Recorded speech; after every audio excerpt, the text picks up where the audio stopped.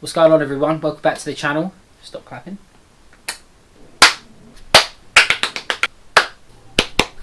Ollie.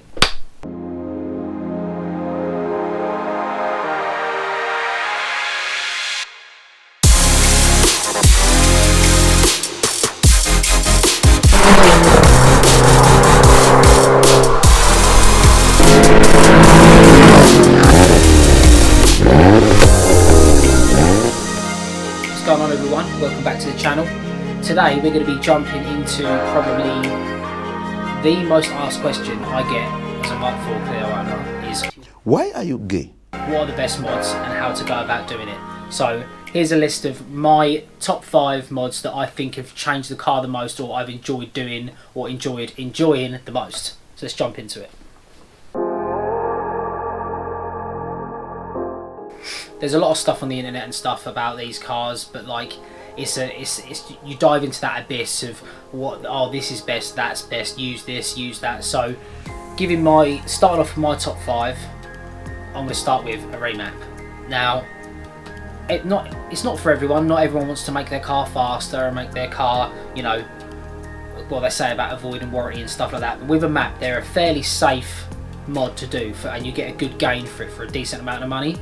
And depending on where you go, obviously if you go to a professional that maybe specialises in a certain car, like I did, then you'll go there and you know you'll come away with the car being safe as sound, and it'll be tuned like they do it every day. So it's simple as that. So I went to RS Tuning up in Leeds, and it was worth the travel, but I was up that way anyway, so I kind of tied it into that weekend. But yeah, I went in with the Trophy had an exhaust, well, a catback exhaust with a back box delete, an AirTech front mount, turbo cooler and air filter, and it come away, it produced 215 I think before the map, and then come out with nearly 260, so 259.4, and like 100 millimeters gain in torque, so massively noticeable difference. Not so much from standstill, like first and second you kind of want to get out of those gears, but when the engine load starts coming in third, fourth and stuff like that, you really start rocking on. But yeah, a Remap, you know, it's not going to be a Ferrari in a straight line, but that's probably, I'd say, my most noticeable mod, and probably my favourite mod at the moment. It's just that increase in power means it's, like I say, it's no Ferrari in a straight line, but that extra torque and stuff just pulls you out of the corners nicely and stuff, and you'll upset some people. With a 260 horsepower Renault Clio on a paddle shift, you will upset some people, trust me. You're going to want to go to someone that knows what they're doing, because apparently these cars can be a bit funny to map, and I've heard all sorts of horror stories of people's cars going in limp mode on the way home and stuff like that, because, because sometimes Renaults don't like being tampered with. And yeah, so you just go in and they do their thing, and I was there for a couple of hours. I whacked some footage up and stuff of it on the dyno. I didn't get a huge amount, but I've got a couple of bits on my phone.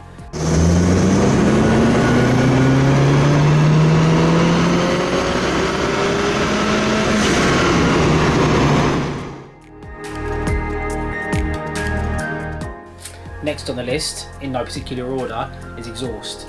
Now, with an exhaust, it's all taste. If you want a loud exhaust, you want something a bit quieter but a bit raspy. It depends on how you. There's so many videos online of these cars: res deletes, back box deletes, center, straight pipes and stuff, decats, and then like the Euro 5 has two cats in. So the Euro 5 Clio, obviously, when people do a res delete, they get rid of a cat as well. But yeah, my trophy come with only one cat up the front, turbo side, so it was basically straight through into the middle, and there was a resonator there, then out to the back, into the back box and out the back. I personally went and had a custom exhaust made because I didn't really know what to expect. I wanted a bit more noise, but I didn't want it to be deafening, and sometimes during long journeys and stuff, I don't want it droney and stuff in the cabin, so I went for a back box delete with a small res in the middle, and I kept the primary cat. So other than the res and the cat, it's a straight pipe, so minimal restrictions really, without having to pay for that, that extra noise, that extra drone on the long journey.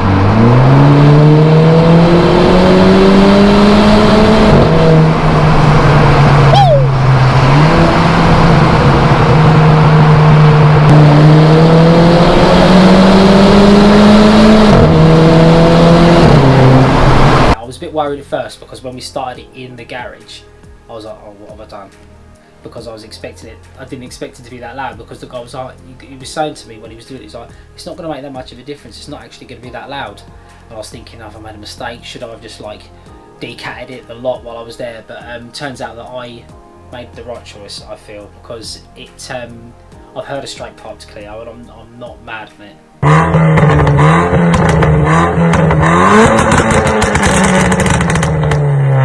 I must admit, it kind of becomes a bit like it loses its like exhaust tone, in my opinion. I think with being only a little 1.6 4-pot, it's you want to kind of try and keep some tone to it. And I think my car, I always get like compliments. They're just like, it sounds really good, what have you done to it? You know, like I'm constantly getting questions, what have you done to it? Where did you go? Where did you come from, Cotton Eye Joe?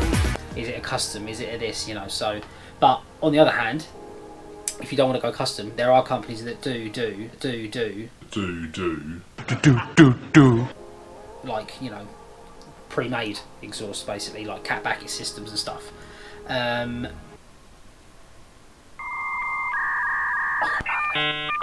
One of the most popular brands I see people using for their Clios and stuff, and even the Megans, is GT Performance. Now, I've seen a lot of their stuff going around, like I say, on the Facebook groups and stuff, and they do sound really good, but I've heard horror stories of pre-mades, so I didn't want to go down that rabbit hole of getting a pre-made, running it for a little while, then having to repair jobs and stuff. Like when I went and had my exhaust done, they said to me, you wouldn't believe the amount of like Miltex, Scorpions and stuff they have in that have just, like, you know, welds have come away and stuff like that, and there's just hash jobs basically that they've sorted out. So, but yeah, these GT Performance ones, I must admit, I've only seen good things about them.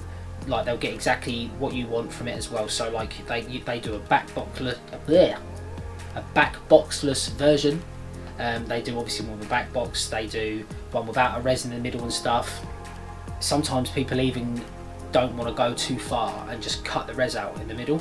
Now I know there's a couple of companies doing that at the minute and stuff, and that's literally people's go-to. Like the first thing they end up doing is chopping the res out just to get a little bit more noise and a little bit more excitement to the car, as it obviously comes quite dilute from factory.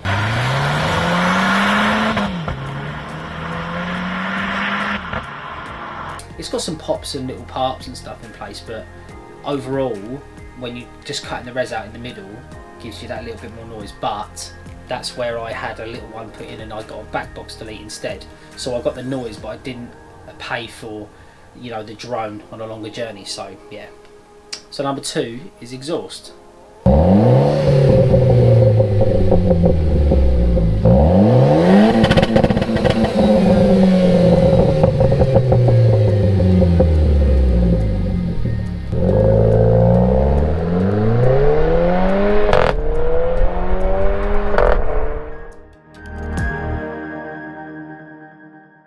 While we're staying on topic of performance parts, if you will, we'll talk about air filter.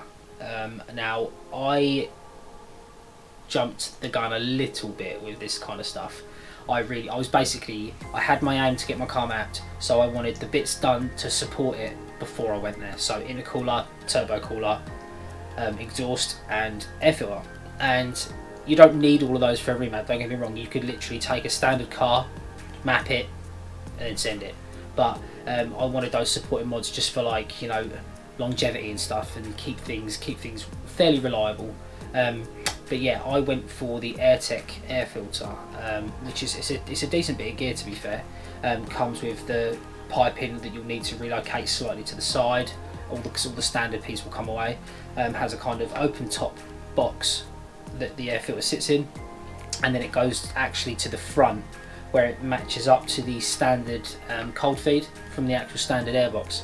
That mod alone was a little bit too loud for me, so I ended up, on the dimension modification, I ended up putting a GFB diverter valve in it, so it quietened down the induction a little bit, so I wasn't like whooshing at every acceleration you made, and like it dumped really hard as well. Like you heard it really like let off, and it was just a bit chavvy, and I was just going, nah.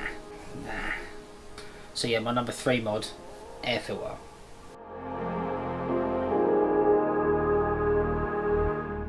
Mod number 4, I'm going to go with wheels and tyres as one, because I bought them as a package. I mean, you don't have to do that, but I did at the time.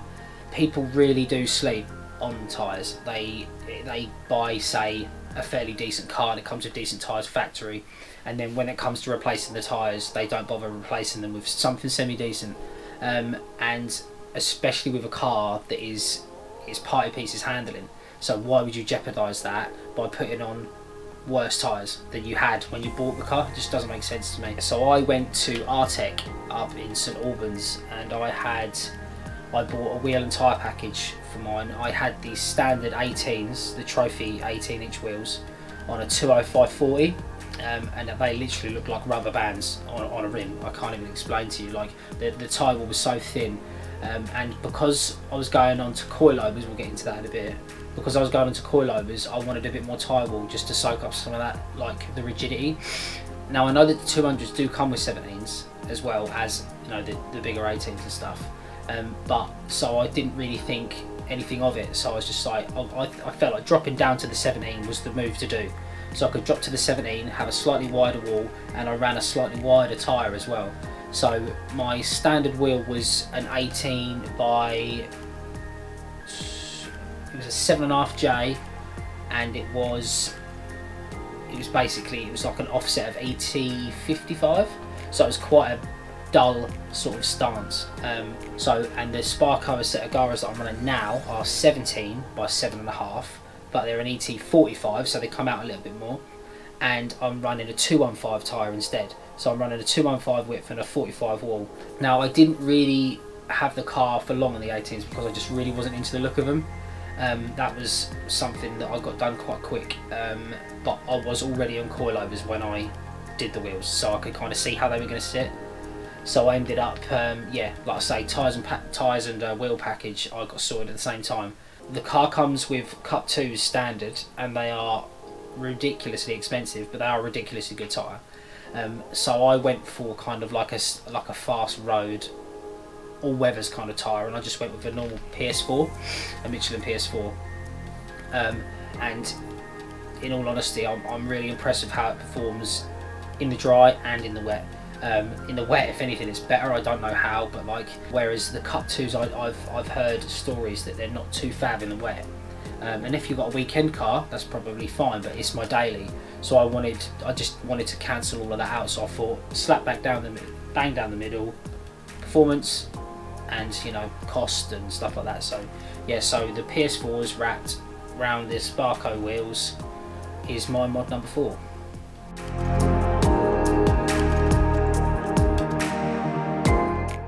Mod number 5 is lowered.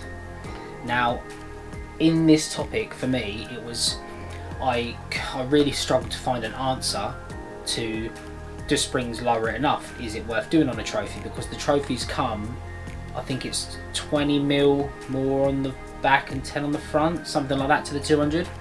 So I couldn't find a definitive answer really of, if you put springs on, will it go low enough? I asked like K-Tech and stuff, they were like, yeah, we're not sure, you probably won't get much out of it because obviously the trophy's already lower than 200. So I was unsure, and at the time I wasn't part of the Clio Facebook group again, so I probably would have found this answer out a lot sooner if I'd gone on there. I kind of wanted the adjustability, seeing as I wasn't sure, and I wanted to get rid of the opposite rake that the car had. It had like, the front was lifted like higher than the back, if that makes sense. And I just wasn't into that look, and I know it was probably partially to do with the wheels as well, but I just didn't like that look. So obviously the option would be coilovers. I went for the Bilstein B14s, and they come fully adjustable front and rear. You don't have, I say by fully I mean height, I don't mean adjust, you know, camber and stuff. So I had them fitted, and I basically lowered, I think I had about 7mm left on the front, and I went to as low as I could on the back, and it kind of gave me that kind of opposite, that kind of rake look that I like, you know, where the front's a little bit lower than the back, just gives it that kind of like meaner little look and stuff. But I was fairly happy with how it sat, to be fair, and like I say, when I lowered it, it was on 18s, so I lowered it when it was on 18s, and it looked pretty good. We did try going all the way down the front and all the way down on the back, and it just didn't look right. The front was so much lower than the back. So we ended up, like I say, I think we had about 7mm, 8mm left on the front of the adjustable, and the back was just maxed. So I put it around for a little bit like that, and then that's when I went and got the wheels sorted. So when I got the 17s, I had a little bit more place. So I added a 7mm spacer on the front and a 5mm on the back.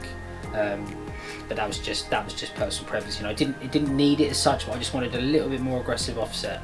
But yeah, living with the coilovers every day, as they're like a kind of like fast road, occasional track coilover, they're not as hard as like as out and out coil. You know, like I've been in friends' cars with coilovers and stuff that use BC and stuff, and they're a lot tougher. You know, you can feel that they're a lot more solid. But these B14s, really good write-ups, really decent price. Obviously gives me the adjustable height, and yeah, so Bilsteins are, you know, renowned for being a decent brand for the for the suspension and geometry and stuff like that. So yeah, so mod number 5, coilovers. So to recap, my top 5 mods: remap, exhaust, air filter, wheels and tyres, and lowered. And once you've got those 5 things done, they're not exactly the cheapest things to do, but if you're looking to invest time and you're looking to keep the car for a while, those are definitely my top 5 things to do, other than a hybrid turbo, but let's not get into that. So yeah, those 5 things. So I hope you enjoyed the video today, and I hope you found it insightful. If you need any more information, let me know. Drop me in the comments, drop me on the Instagram or whatever and stuff like that. I'm always there to like answer your questions and stuff. So we'll catch you in the next one. Like and subscribe and all that, as you always do. And yeah, we're pushing on past 200 subs now, which is mental, because it's not a lot to you guys, but there's, like I say, I haven't really been pushing the channel much other than in like the past month. So just trying to keep content flowing and stuff and keeping it relevant. And according to my views, everyone loves the Clio content, so that's the stuff that's getting me the views and the subs and stuff. So yeah, like I say, if you like what you see, let me know. Get in the comments and stuff and let me know what you're saying. But so yeah, we'll see it off there, and I'll catch you guys in the next one. Laters.